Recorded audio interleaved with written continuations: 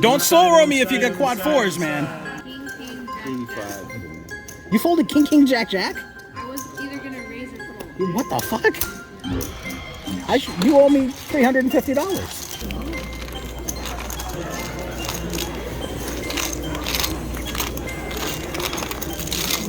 Thank you, sir.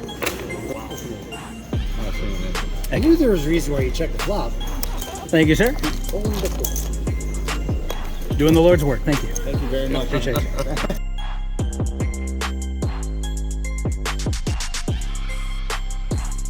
With blinds at 1 and 1.5, under the gun min raises to 3,000. In middle position, we look down at king queen offsuit, and we make the call. The hijack calls, the big blind calls, and we're going 4 ways to a flop. The flop looks pretty good, coming king queen 10 with 2 spades. When the original raiser checks it over to us, we flop top 2 pair, but on an extremely wet board. We could easily run into one of our opponents having flop Broadway with ace jack here, and there's a flush draw to be concerned with as well. I lead out for 8k. It should help us get our opponents to define their hands a bit better without overly committing us to the hand just yet. The hijack is the only caller, and we're heads up. The turn is a complete brick, the 3 of hearts. If our opponent had an ace-jack without the flush draw, I'd expect he'd have raised us on the flop. Because he didn't, his most likely hands in this spot include straight draws, pair plus straight draws, and flush draws. My opponent only has around 28,000 remaining in his stack, less than the size of the pot, so I opt to rip it all in with my stack of close to 65,000 to protect my equity. If he wants to call it off trying to outdraw me, he'll do so as an underdog. Good luck all in. Thanks, guys. Appreciate it.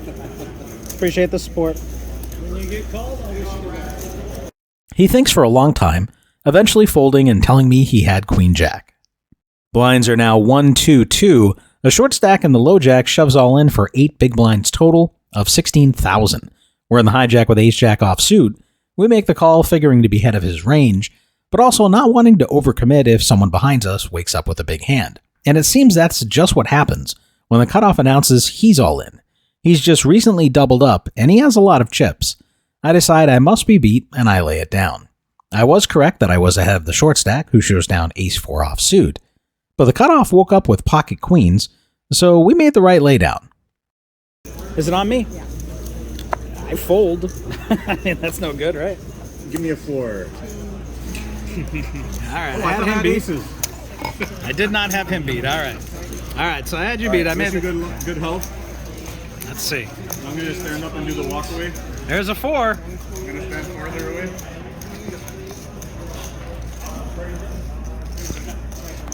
Good luck.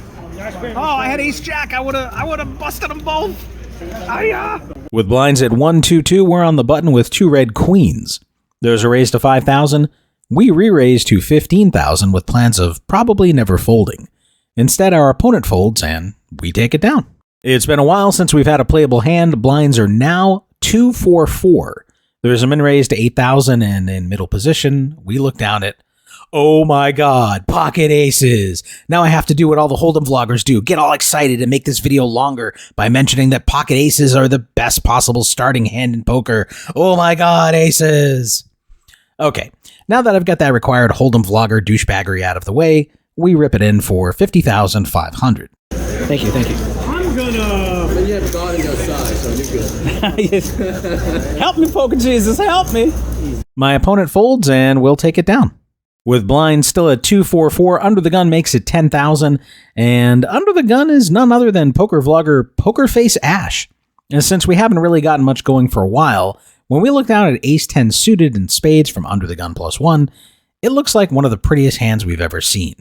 We rip it in for 68,500, and I hate my play here. Pokerface Ash is an accomplished player who knows what she's doing, and she raised Under the Gun at a full table. I really doubt she's doing this with pocket 6s. My best case scenario is that I'm flipping against pocket 9s. My worst case scenario is that she has me completely dominated by a bigger ace or an overpair. So really, I should expect at best to have 30% equity against the range of hands she'll call with. I might fold out her ace-jack suiteds, but I'm expecting ace-king, ace-queen, and jacks or better to look me up, all of which have me in rough shape.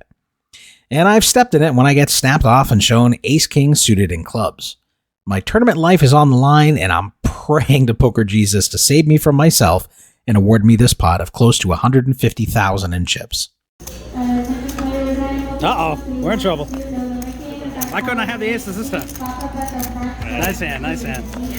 We're up against Poker Face Ash. Poker Face Ash is a massive favorite in this spot with close to 69% equity, and there's a 4% chance we'll tie. I'm in trouble, and I need to bail out something fierce. Helping you here makes me feel dirty. The skies open up, the light from the heavens begins to shine through as we're delivered salvation in the form of a 10 high, all diamond flop. We are now an 81% favorite. Poker Face Ash is going to need to find one of 3 kings in the deck, running cards to make Broadway, or running diamonds for a chop, or we'll be getting the full double up at her expense. And now I'm going to let one of my Suckadilla shouts through for this limited moment, which was way back at the end of October before I stopped yelling at dealers. Sorry. Suckadilla!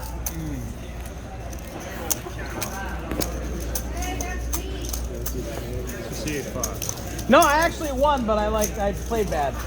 And I got lucky. Got it in bad. Sucker player. Sucker player. Sorry, Ash.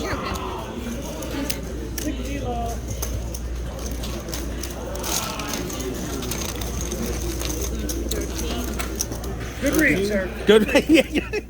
Blinds are still 2-4-4, and under the gun, we look down at red kings, and we make it 8,000 to go. The player on our direct left re-raises to 16,000. What the fuck? It's always aces, you little bitch. Now a short stack shoves all in for 22,500. Remember when slow poker folded kings pre-flop? He's smarter and better looking than you. It folds back around to us, and we're just not good enough to fold pocket kings, even when our opponent has a big neon sign on his fucking forehead flashing aces. We rip our stack in, and we get snapped off. Oh, you got the aces? You do, really? Oh, no. It's brutal. I was worried about that with that min raise. We're up against 8s. All right, just need diamonds, right? Nice hand, sir. So worried about that min raise. It's always aces. Hail Mary, full of grace, motherfuckers! You two are side box. Yeah. Ooh. We're running good. Hold. No business, man. Good game, good game. Nice hand, dude. Thank you. Thank you, Poker Jesus. Poker Jesus, take the wheels. It's I point out when I play bad. I mean, you have to. Thank you, Mariana. He's got you covered. Good playing with you. Sorry about that. We're in the big blind with ace-jack offsuit, and I missed the action, but I believe the button limped, the small blind limped, and we opted to check and disguise our hand. The flop comes down ace-7-3 with 2 hearts. We check to the button, who bets 15,000. Oh, no good, sir. With Poker Jesus on my side, all things are possible. We check raise his ass to 40,000. You see what I've done to everyone else, man. Don't mess with me. I get excited. I get excited.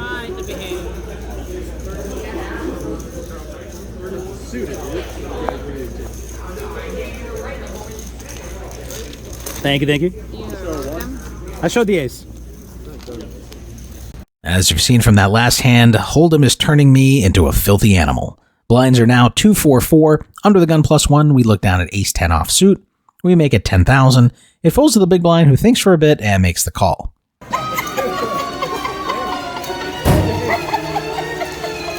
The flop comes down ace-king-7 rainbow. Our opponent checks it over to us, and we bet 11,000. Our opponent thinks for a short bit before check raising all in on a shorter stack of 49,500. We can't get our chips into the pot fast enough. Oh, he outflops us with king 7. It's only right. Ah. Suckadilla! Once again, I put my money in bad. This time it didn't work, though. It didn't work. I don't know what happened. That's some bullshit. It's not gonna work anyway. Serbia, worst country. All right, blinds are getting hefty now. 4-8-8. There's an early position raised to 20,000. In the hijack on a stack of 22 bigs, we shove all in, holding ace-queen offsuit for 178,000 total. Thank you, thank you. Jesus, should really need it.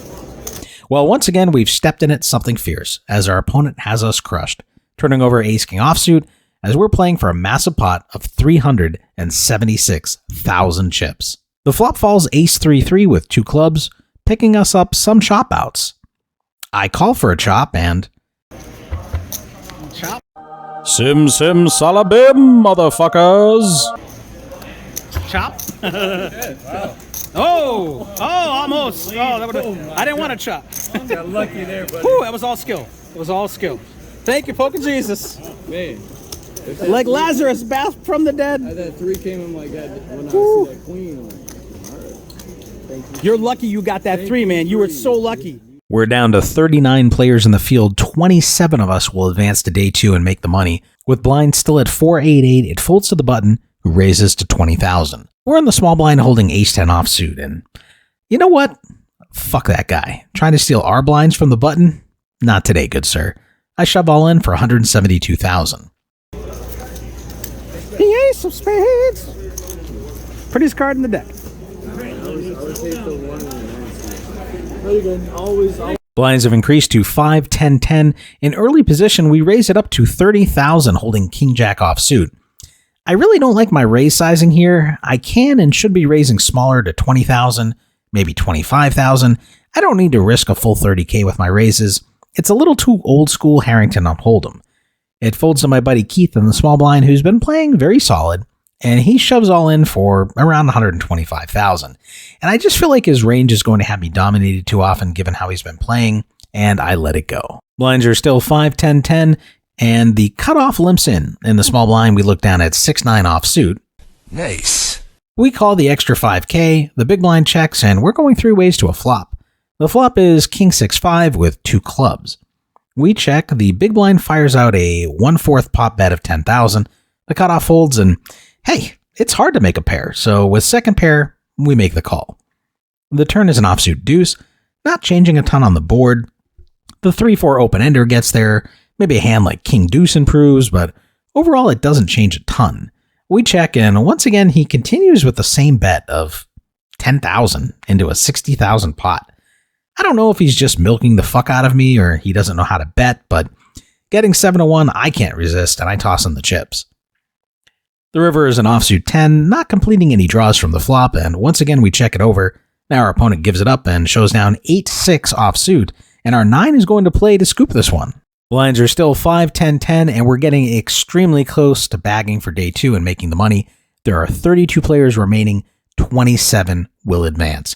Under the gun raises to 23,000, and we are under the gun +1 and look down at ace-king offsuit. We have a stack of around 208,000, just shy of 21 big blinds. Yes, we might be able to fold our way into the money here, but we don't want to min cash like Alan Kessler. We're playing to fucking win. In tournaments, you need to be willing to die in order to live. And we rip it all in. Hey, old man. Give me everything. Call an ambulance! Given our opponent raised from under the gun and we shove from under the gun +1, the only hands I can see realistically calling us are another ace-king, pocket aces, pocket kings, pocket queens, maybe jacks. I expect most other hands are going to hit the muck in this spot. Plus, Poker Jesus hasn't let us down yet.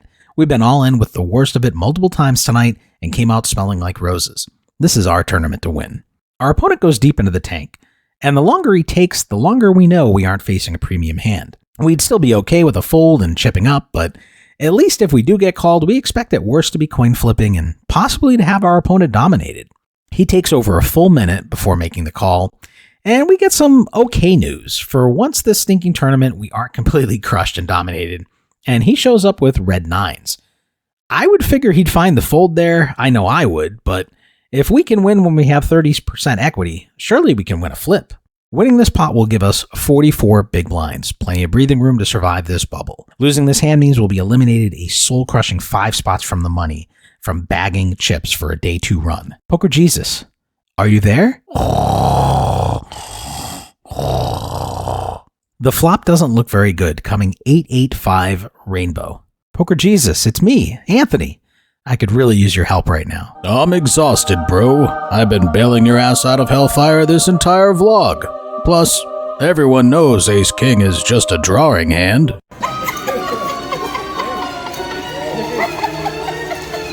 The turn is the soul-destroying 9 of spades, giving our opponent a full house and leaving us drawing dead. Call an ambulance, but not for me. All the run good, all the swings, the highs, the lows, leading to this moment, so close to the money, so close to bagging and playing for over $100,000 on day 2, all coming down to the turn of a single card that seals our fate. Although, in all fairness, I did get my ass bailed out a ton of times during this tournament, and I should have busted much earlier. Still, the pain I feel is pretty big because I had also played another No Limit Hold'em tournament here at the lodge recently, and I also finished exactly 5 spots from the money. Doing it in back-to-back events is just brutal. All right, what a roller coaster that was. We got bailed out a lot in this tournament. We got our money in bad multiple times where we were completely dominated and we got saved.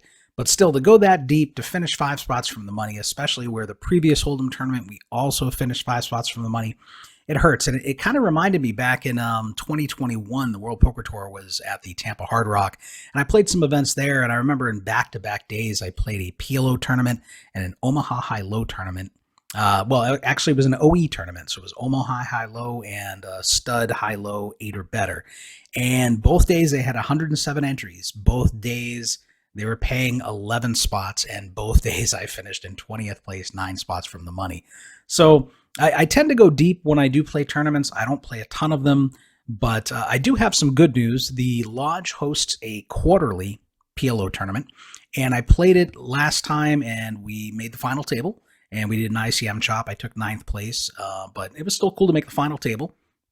They just had it again this past weekend. So the second round, I took 6th place at the final table. So that feels really good and, improving on my previous result. In addition, the Lodge also holds a weekly PLO tournament on Wednesdays.